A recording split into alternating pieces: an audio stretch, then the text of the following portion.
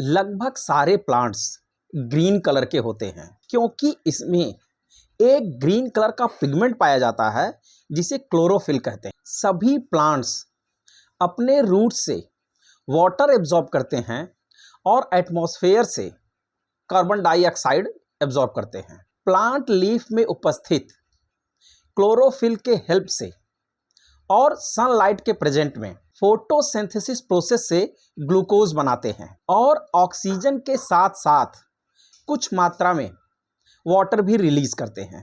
यह सारा का सारा प्रोसेस लीफ में उपस्थित क्लोरोफिल के ग्रेना में होता है।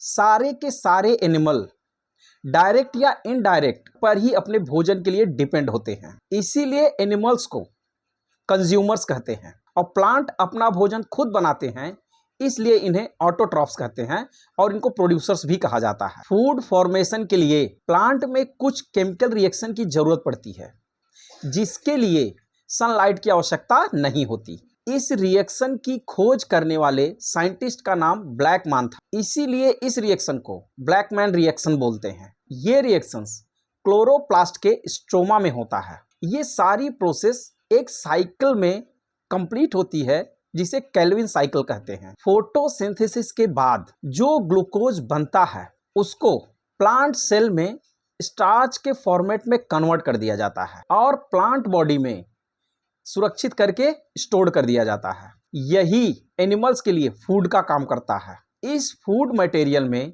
उपस्थित फैट्स एंड कार्बोहाइड्रेट्स एनिमल को एनर्जी प्रोवाइड करते हैं और प्रोटीन फैट के साथ मिलकर के एनिमल बॉडी के ग्रोथ में हेल्प करता है।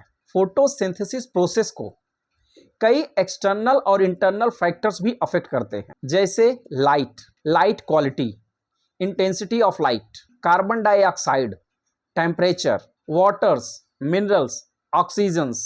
मेनली दिन के समय में सनलाइट के प्रेजेंस में फोटोसिंथेसिस प्रोसेस कंडक्ट होता है, लेकिन ओशंस के कुछ एल्गी मून लाइट में भी फोटोसिंथेसिस प्रोसेस कंडक्ट करते हैं। Photosynthesis process blue and red light में सबसे ज्यादा होते हैं और ग्रीन लाइट में फोटोसिंथेसिस लगभग न के बराबर होता है क्योंकि ग्रीन लाइट को क्लोरोफिल मॉलिक्यूल रिफ्लेक्ट कर देता है और इंफ्रारेड लाइट में ये प्रोसेस काफी स्लो हो जाता है जिसे रेड ड्रॉप प्रोसेस कहते हैं। फोटोसिंथेसिस प्रोसेस सनराइज के समय से ही स्टार्ट हो जाता है और सन के लाइट की इंटेंसिटी जैसे जैसे बढ़ती जाती है वैसे वैसे फोटोसिंथेसिस प्रोसेस का रेट भी इंक्रीज करता जाता है और एक प्रॉपर इंटेंसिटी तक ये प्रोसेस इंक्रीज करता है। अगर सन की इंटेंसिटी बहुत बढ़ जाती है तो ये प्रोसेस लगभग रुक जाता है क्योंकि सनलाइट की इंटेंसिटी बढ़ने से chlorophyll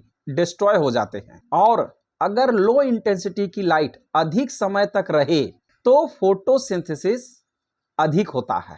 plants carbon dioxide air से एब्जॉर्ब करते हैं, लेकिन जो प्लांट्स वाटर में रहते हैं वो वाटर में डिजॉल्व्ड कार्बन डाइऑक्साइड को एब्जॉर्ब करते हैं। एयर में लगभग 0.03% ही कार्बन डाइऑक्साइड होता है। अगर यह मात्रा एयर में 30 गुना यानी 30 टाइम्स से ज्यादा हो गया तो प्लांट्स के लिए एटमॉस्फेयर पॉइजनस हो जाता है और फोटोसिंथेसिस प्रोसेस काफी स्लो हो जाता है जिससे प्लांट के डिस्ट्रॉय होने के चांसेस बढ़ जाते हैं। अलग अलग स्पीसीज के पौधों के लिए फोटोसिंथेसिस प्रोसेस कंडक्ट कराने के लिए अलग अलग टेम्परेचर की हमें जरूरत पड़ती है। मोस्टली प्लांट्स 10 डिग्री सेल्सियस से 35 डिग्री सेल्सियस के बीच टेम्परेचर होने पर अच्छे ढंग से फोटोसिंथेसिस प्रोसेस को कंडक्ट कराते हैं, लेकिन कुछ प्लांट्स में यह प्रोसेस 5 डिग्री सेल्सियस से ही स्टार्ट हो जाता है और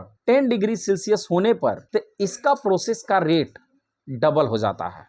लेकिन यह इंक्रीमेंट केवल 40 डिग्री सेल्सियस तक ही चलता है और अगर टेम्परेचर इससे अधिक भी लगातार बढ़ता रहे तो फोटोसिंथेसिस के प्रोसेस में काफी गिरावट आ जाती है और वाटर इसमें बहुत ही इंपॉर्टेंट रोल प्ले करता है। वाटर ही कार्बन डाइऑक्साइड से मिल करके ग्लूकोज बनाता है।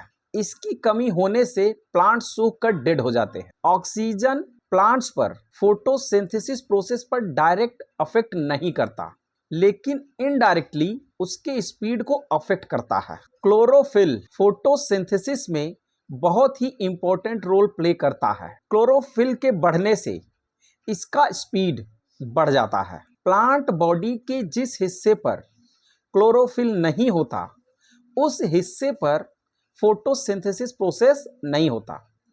और प्लांट बॉडी के जिस हिस्से पर ग्रीन कलर का क्लोरोफिल होता है उस हर जगह से फोटोसिंथेसिस प्रोसेस कंडक्ट होता है। प्लांट के लीफ के शेप और साइज भी फोटोसिंथेसिस के प्रोसेस पर अफेक्ट डालते हैं, क्योंकि उसमें उपस्थित स्टोमेटा के नंबर्स, स्ट्रक्चर्स और डिस्ट्रीब्यूशन चेंज हो जाता है। कई ऑटोट्रॉफिक बैक्टीरिया केमिकल एनर्जी का यूज करके कार्बोहाइड्रेट का सिंथेसिस करते हैं, क्योंकि इनमें क्लोरोफिल की कमी होने के कारण ये लाइट या सोलर एनर्जी का यूज नहीं कर पाते। ये डिफरेंट केमिकल कंपाउंड के ऑक्सीडेशन से एनर्जी गेन करते हैं। जैसे सल्फर बैक्टीरिया सल्फर से एनर्जी गेन करता है, आयरन बैक्टीरिया फेरस से एनर्जी गेन करता है, नाइट्रोजन फिक्सेशन बैक्टीरिया नाइट्रोजन से, और मीथेन बैक्टीरिया मीथेन के ऑक्सीडेशन से एनर्जी गेन करता है। प्लांट्स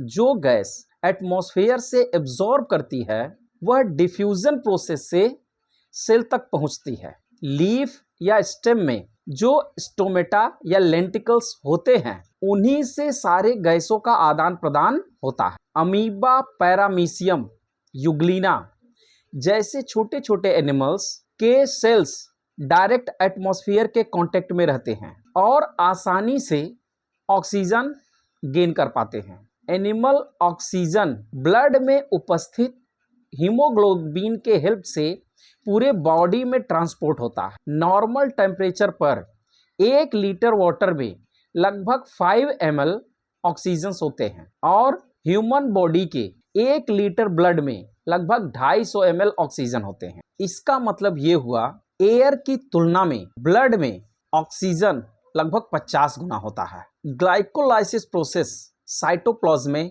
होता है। इस प्रोसेस में ग्लूकोज का एक मॉलिक्यूल डिकम्पोज होकर पायरुविक एसिड के 2 मॉलिक्यूल बनाता है और इस प्रोसेस में 4 ATP के मॉलिक्यूल बनते हैं, जिसमें से 2 पहले से यूज हो चुका होता है।